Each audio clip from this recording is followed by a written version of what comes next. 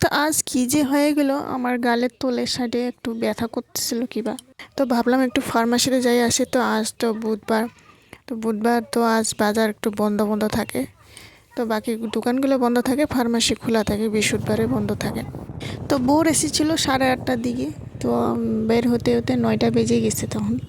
তো এই যে দেখুন এসে গেছি, এসে তো বাকি দোকানগুলো বন্ধ হয়ে গেছিলো, তখন 9টাই বাজছিল। তো এই যে ফার্মাসি খোলা ছিল, কয়েকটা ফার্মাসি। তো কয়দিন ধরে 2-3 দিন ধরে হইতেছিল, আমি অত খেয়াল করি নাই। আজকে একটু বেশি ব্যথা হইতেছিল, এটার জন্য ভাবলাম একটু দেখাই নিয়ে আসি। আর যদি বেশি হয়ে গেলে মানে খুব খারাপ দিব, নাহলে এখানে যদি ব্যথা হইলে খারাপ হয়ে যাবে, এই জন্য ভাবলাম একটু দেখাই নিয়ে আসি।